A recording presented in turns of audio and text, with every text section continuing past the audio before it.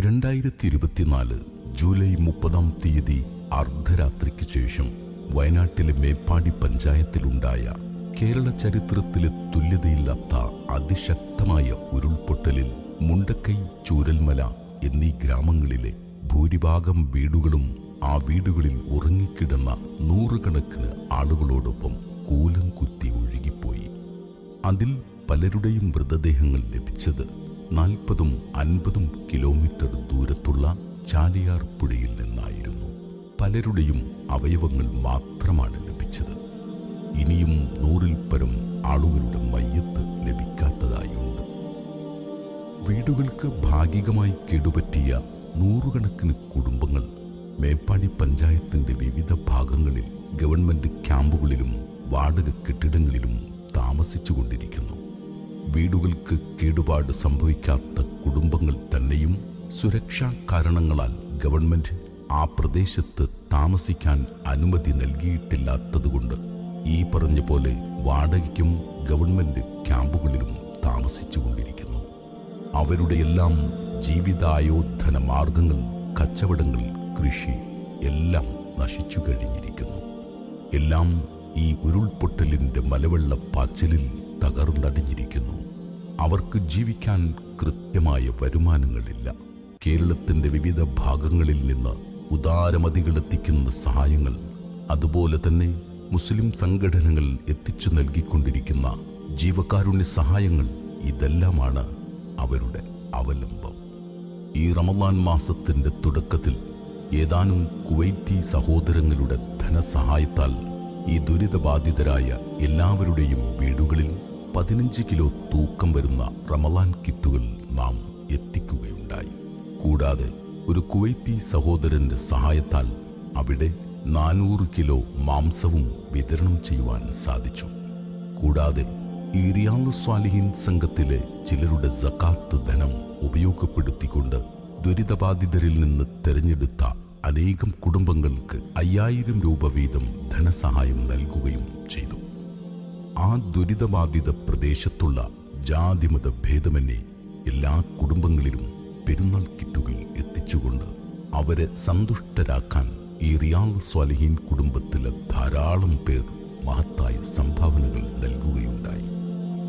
അങ്ങനെ 492 മുസ്ലിം കുടുംബങ്ങളിലും 158 അമുസ്ലിം കുടുംബങ്ങളിലുമായി നാം ഈദ് കിറ്റ് വിതരണം ചെയ്യുകയുമുണ്ടായി.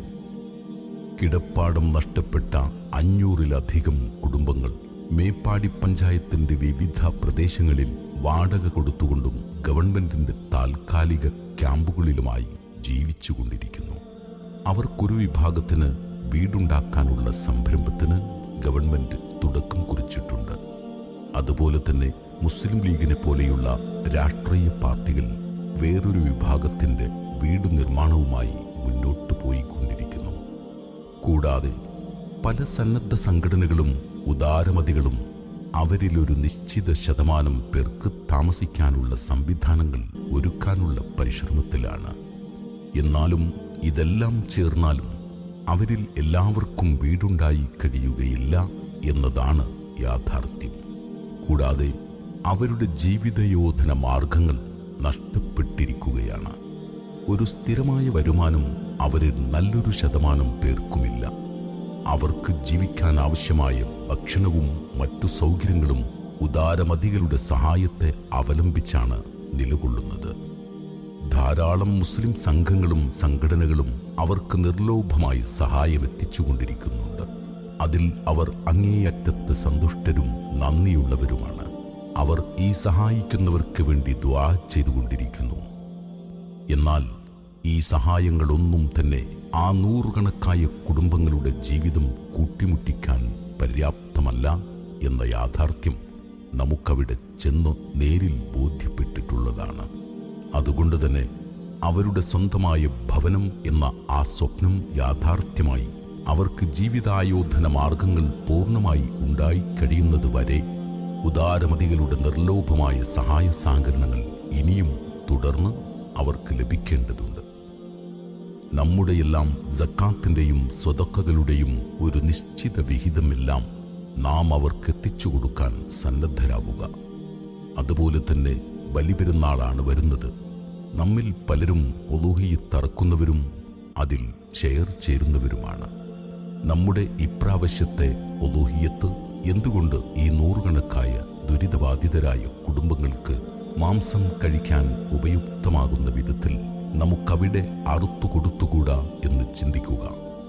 അങ്ങനെ സാധ്യമാകുന്ന എല്ലാ സഹായങ്ങളും ചെയ്യാൻ നാം സന്നദ്ധരാവുക. അല്ലാഹു സുബ്ഹാനഹു വ തആല അനുഗ്രഹിക്കുമാറാകട്ടെ. അസ്സലാമു അലൈക്കും വറഹ്മത്തുള്ളാഹി വബറകാതുഹു.